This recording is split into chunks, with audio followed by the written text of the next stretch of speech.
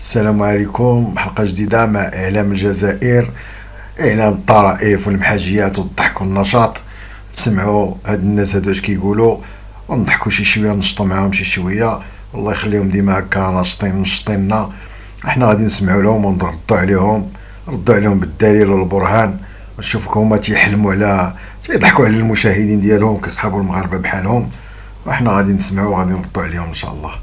نعود فقط إلى مقابلة الوداد ضد الشبيبة. يعني شفنا استقبال وفد الوداد، الفريق المنافس، أحسن استقبال، وكان استقبال حار، يعني حتى بتصريحات رئيس الوفد ورئيس النادي الوداد أن نلقى كل التسهيلات وكل الترحاب من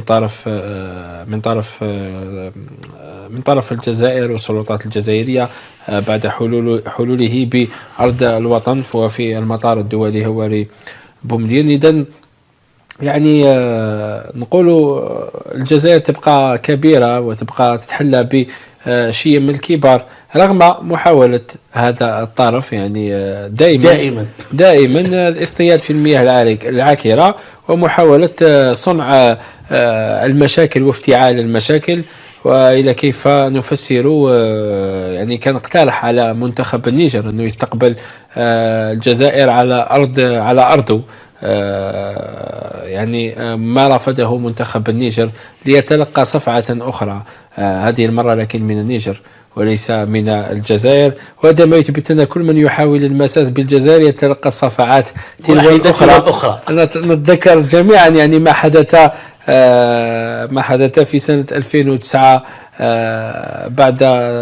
بعد حادثة القاهرة، يعني ومحاولة يعني تأثير على المنتخب الجزائري، وبعدها الحملة من يعني الغير بريئة من طرف وسائل الإعلام آنذاك، يعني بعض وسائل الإعلام مش كلهم لأنهم أشقاء. يعني كان بعدها الأوضاع يعني تدهورت في مصر. الحمد لله أن الأوضاع رجعت إلى أمورها. يعني كل من يحاول المساس بالجزائر وحرمة هذا الوطن المفدى يعني دائما ما تنقلب الأمور عليه. الآن يعني نقول أنه بعد تشويه يعني وادو كان صرح قال لقجع شوه صورة المغرب بمقاطعة الشاد. الآن يعني يواصل هذا نقولوا المسير للجامعة الملكية لكرة القدم. دابا سمعوا هاد خونا في الله اللي تيهضر في هاد القناة هادي، هذا راه ماشي محلل رياضي، هذا راه مذيع كيطرح الأسئلة والناس كيجاوبوا، خدام تيهضر. قال لك سيدي الرئيس ديال الوداد أشكر الجزائر. جبد لي اخويا هاد الفيديو هذا، جبد لي هاد المقال ديال هاد الجريدة هادي فاش شكروا سعيد النصير. شكركم يلا ها وحده، ها الهضره. قال لك سيدي النيجر رفضات تلعب في المغرب، قالت لهم ما نلعبش، صفعه جديده للمغرب.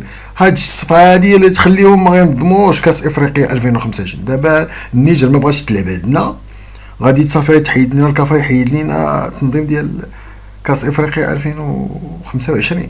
وشوف هاد الناس هذا اش كيبيعوا لباهم. واخا سيدي هاد النيجر هادي اللي كتقول نتوما ما بغاتش تلعب عندنا، حنا طلبناها تجي تلعب عندنا، حنا تنطلبوا راه 11 منتخب اللي حط الدوموند عند المغرب يلعب عنده، وتقبلوا 6 ومازالين اخرين 5. والنيجر حنا اللي غادي نقول لها تلعب عندنا ما تلعبش عندنا. واخويا سيدي واخا رفضات هاد النيجر، رفضات تلعب عندنا، حنا طلبناها. جيب اخويا جيب لي هاد الوثيقه باش طلبناها تلعب معانا، وجيب لنا هاد الوثيقه اللي كتبات. هذا كلشي وثائق، جيب لنا وثيقه اللي كتبات وقالت لك حنا تنرفضوا نلعبوا عندكم.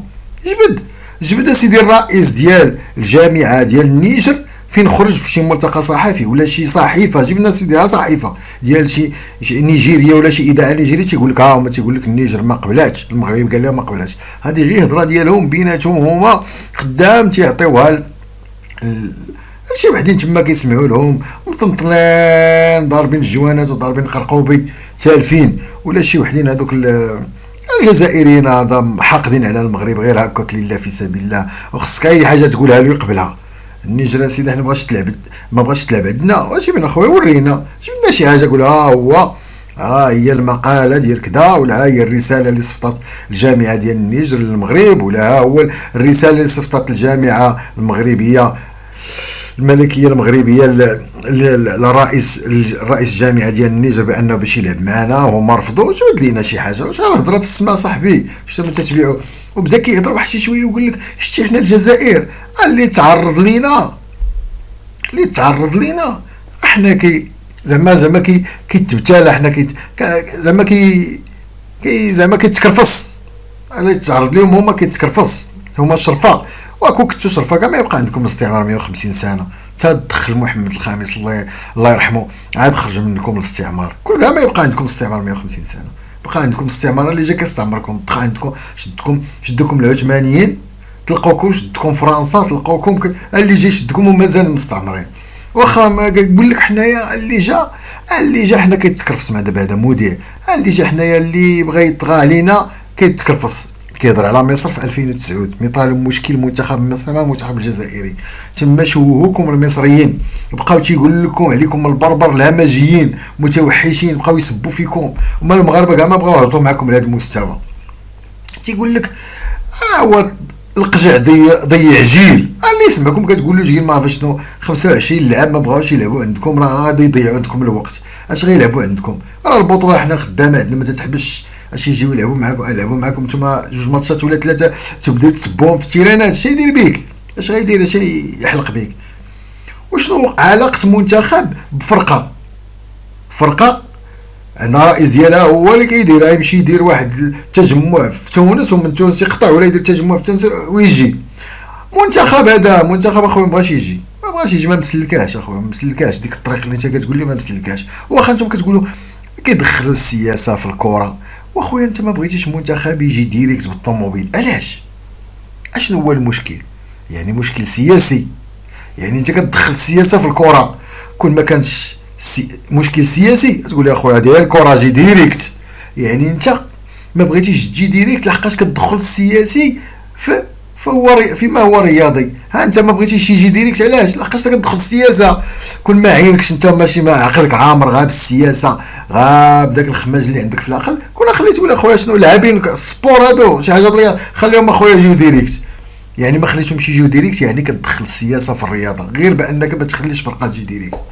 لكن كتخليهم مثلا كتقول لا خويا هادي جايين لشي تظاهره سياسيه، خويا سير اخويا ضرب الطريق مشي جا اخرى واجي كره، لا هادي ما ندخلوش السياسه في الكره، جيو ديريكت. نسمعوا الاخر عاوتاني محلل ما فهمتش انا هاد الناس باش اين لغه كيهضروا. كنسمعهم واحد السيد افريقي كان جا عندنا هنايا، واحد افريقي ساكن هنا في المغرب عندنا، سمعوا قال لك التوانسه كيهضروا بالعربيه، الليبيين تيهضروا بالعربيه، موريتانيين تيهضروا بالعربيه، مغاربه تيهضروا بالعربيه، مصريين تيهضروا بالعربيه. قال لهم حتى الجزائريين اخويا ما عرفتش هذيك اللغه باش تيهضروا كاع، ما فهمتهمش انا كاع، مخلطه الشلعه العربيه الفرنسي هاك باش لاضات. انت شوف هي المحللين ديالهم كيفاش تيهضروا ما تفهم حتى لعبه. حنا غادي نسمعوا الاخر اش تيقول عاوتاني اينشتاين ديالهم عاوتاني هو راه جابوه يحلل، كل خطره كيجيبوا واحد تيبدا كيقولوا كيهضر على الله ما عرفتش اش كيقول كاع. لا هو المسؤول الاول في رئيس الجامعة. الفيدراليه، ولكن مسير لانه جمال يتلقى الاوامر وينفذ. يعني هو لا لو جاء يعني هو من ياخذ القرارات الى اخره كان ربما يتصرف تصرف اخر، ولكن انا نظن انه يتلقى اوامر وينفذ في اجنده يعني مدروسه جيدا. ولكن كل ما يعني ينفذ الاوامر تنقلب الامور. هاي يعني عدم المشاركه في الشان يعني اضر كثيرا بالمغرب. الان ننتظر كل الاتحاد يعني كل الجماهير الرياضيه والراي العام الرياضي الافريقي ينتظر العقوبات التي ستنزل على المغرب بسبب مقاطعه الشان. يعني كلنا ننتظر العقوبات التي ستصدرها الكاف لا محالة بعد استكمال التحقيقات حول المقاطعة. والآن يعني يقترحوا على النيجر أنها تستقبل عندهم والنيجر ترفض. يعني هذا كل هذه النقاط إيجابية لصالح الجزائر في ملف كان 2025. عيسى والله كانت خطوة يعني غير مدروسة بالجامعة المغربية أنها ما لعبتش الشان. هاو جات الوداد وهم جاو على تونس وجاو عادي، وكان دوك ما يزيدوش يلعبوا حيتلقاو عقوبات يعني صارمه من الاتحاد الافريقي. احنا الوفد المغربي نزل المطار، الصحافه العالميه كانت تحدث والراي العام وحتى المدرب تاع الوداد تحدث وقال استقبال جيد. حتى نائب الرئيس اللي يتكلم على الاستقبال والحفاوة من إدارة شبيبة القبائل اللي استقبلت الوفد أحسن استقبال. والجزائر معروفة بهذا الشيء، ماشي الحاجة الأولى. اللي يجي الجزائر هو بلده الثاني راح يلقى استقبال جيد، راح يلقى الرعاية، كل الظروف مهيئة. احنا نقعدوا نلعبوا كرة القدم في المستطيل الأخضر. يعني شطحة من شطحات الرئيس الجامعة المغربية غير مدروسة، ونقدروا نقولوا صبيانية، لأن أنا جامي شفت أنت تعرض فريق باش يستقبل عندك، ولا فريق وطني ولا نخبة باش تستقبل عندك. هي من تختار تستقبل عندك، هي من بارك الله فيك، هي من الواجب ومن الضروري كان يتفادى هذا واسمه من الفريق النيجيري رفض الاستقبال والانصياع للمخطط واش كان حاب هو، وهو دوكا في موقف ضعف. انت تعرض واحد ما يجيكش على عليك. انا نعرف ما لعبتش انا في استادي، راني واسمه انا نحوس على استاد اللي يساعدني ويساعد الفريق ديالي. تم وكان الفريق النيجيري، الفريق النيجيري هو اللي طلب الاستقبال في المغرب، ما حتكون حتى يعني هو اللي يطلب، بصح باش تطلب انت منه نظن باللي هذا الامر غير مفهوم وغير مبرر. وكما قلت انت احنا من العاده السياسه ديالنا ولا مع الدول احنا توجور نسبقوا الخير ونسبقوا الحاجه المليحه. اما الجامعه المغربيه هذه نقطه سلبيه اللي راح تاثر عليهم مستقبلا، باش ما تلعبش انت مقابله اللي دارتها الاتحاد الافريقي هو اللي نظم هذا الشان، ما تلعبهاش راح تواجه عقوبات. كان السبب ديالو يقول لك فتحوا لي الحدود باش نجي على، وحنايا نعرفوا بلي الحدود راهم مغلوقين من هذاك العام، ماشي يعني هذا الخطر على جالك. او الفريق الوداد البوضاوي وسافر على تونس وجا حاجه ما كان والو، راح يلعب المقابله عاديه. يعني هما داروا زوبعه في فنجال وكانوا هما الخاسرين. يعني رايك حول هذه النقطه بالذات؟ كل مره محاوله يعني محاوله استفزاز او حتى نقولوا كما دخول في صراع مع يعني تسييس كل ما هو نشاط رياضي من طرف هذا المسؤولين على الجامعه الملكيه المغربيه لكره القدم. نقول غير مسؤول، ماشي مسؤول، لأنه لو جاء مسؤول ما يضحيش بجيل بأكمله لأقل من 23 سنة حرمهم من المشاركة. وهل سيحرم منتخب أقل من 17 سنة في المشاركة من كأس إفريقيا القادمة، يعني التي ستقام مرة أخرى بالجزائر؟ يعني نقول أنه يواصل دائما خرجته الغريبة والغير مفهومة، ونقول ربما أنه هذا آخر منعرج له بالنسبة لكان 2025 ستكون الضربة القاضية. يعني إن حسمت الجزائر إن شاء الله ملف التنظيم لصالحها، فمن يعني من الممكن جدا أنه الجزائر تعود، ولن نجد مثل هؤلاء المسؤولين مستقبلا على رأس الكرة، مسؤولين يعني على رأس الكرة في هكذا بلدان يعني عربية. انت السي جيب محللين باش ينقصوا الماتش، الوداد شكون لعب شكون ما لعبش، الماتش شنو فيه. تيهضروا سيدي على النيجر والمغرب. النيجر ما بغاتش تلعب، ما بغاتش تجي تلعب في المغرب، وراه 11 فرقه اللي حاطه دوسي عند المغرب. نتوما عندكم شي واحد حاط الدوسي؟ يلا وريونا شي فرقه حاطه باغا تلعب عندكم اقصائيات. ما كاين حتى شي منتخب باغي يلعب عندكم. 11 فرقه، واش النيجر حنا مسوقينها النيجر؟ وشوف الاخر تيهضر تيقول ليه هادي كان 2025 الضربه القاضيه للقجع. شنو الضربه القاضيه للقجع؟ وانتم حفيظ دراجي نهار ويهلل قال لك هذاك الكاس مشى ليكم، كاس الكان ديال 2025 ما غاديش تنظموه بلا ما تحلموا به. انت خدام تتحلم، اش كتحلم؟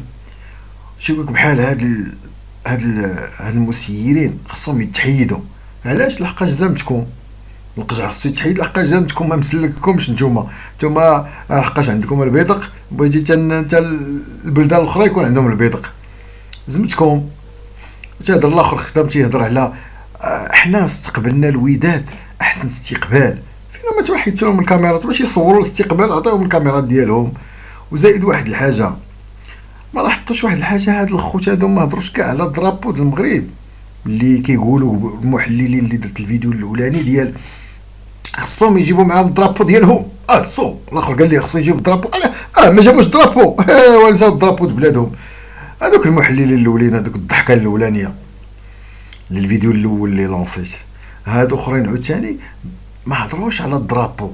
علاش؟ لحقاش عرفوا واش داروا، اش غيهضروا على الشوهه، يقول لهم خصو يجيبوا الدرابو ديالهم معاهم. كاين شي بلاد تجي تلعب في بلاد تجيب معها الدرابو في الطياره، انا لجنه منظمه هي اللي كتخدم على داكشي.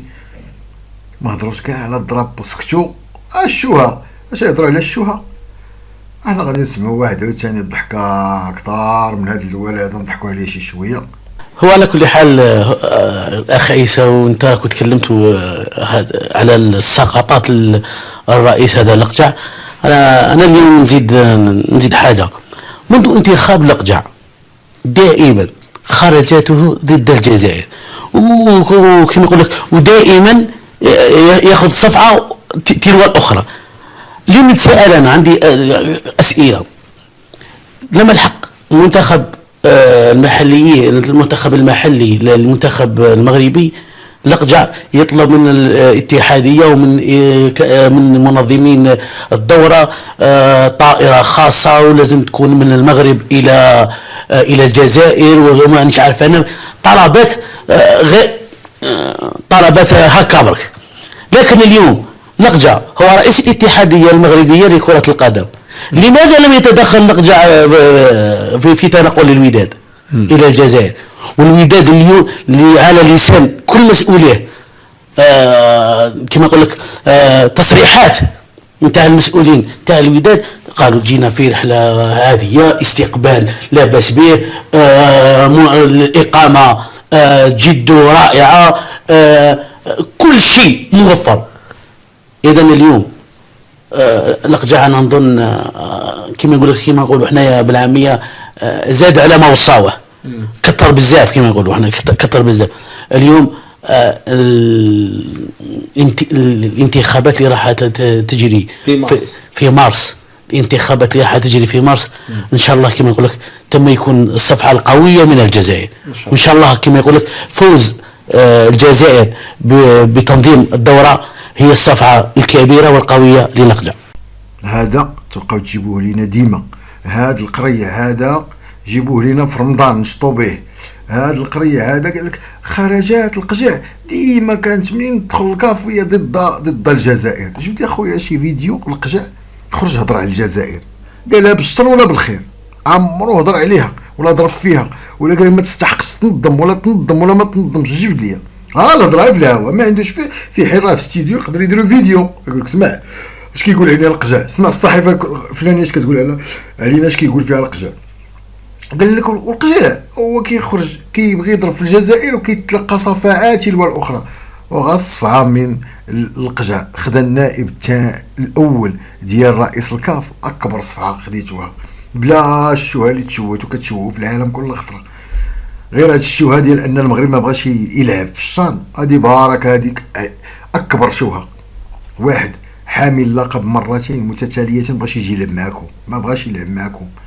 غير هادي ما بغاش تطرط لكم، مازال كتهضروا على الشان، وقريب يدخل لعبنا كاس العالم وقريب يجي كاس العالم زين نتوما تهضروا على الشان. قالك المسؤولين الوداديين سافروا وجاو، علاش ما تدخلش القجع وما يسافروش؟ علاش مشاو حتى لتونس وما مسافروا؟ اخويا جاب الوداد المنتخب، هذا منتخب، هذا وداد عنده الرئيس ديالو، يسافروا من ما عجبهم، هو اللي كيتحكم، هما كيتحكموا فيه، عندهم مسؤولين ديالهم. لكن المسؤولين ديال الوداد اشكرونا. جبت لي اخويا هذا الفيديو باش نشكرك المسؤولين الوداد، جبت لي شي فيديو، جبت لي شي تصريح، جبت لي كتهضر في الهواء، واش النهار تقول لي شكرنا القجع؟ ايوا هذا خصو يبقاو يجيبوه لينا ديما، كيضحك خدام تيقرا في الوريقه، عاطينا ورقه كيقرا فيها وما عرفتش يقراها. تبقاو تجيبوا لنا ديما هذا، جيبوا لنا حتى في رمضان نشطوا معاه. وهنا كتسال هذه الحلقه هذه ديال اعلام كوريا الشماليه، والسلام عليكم.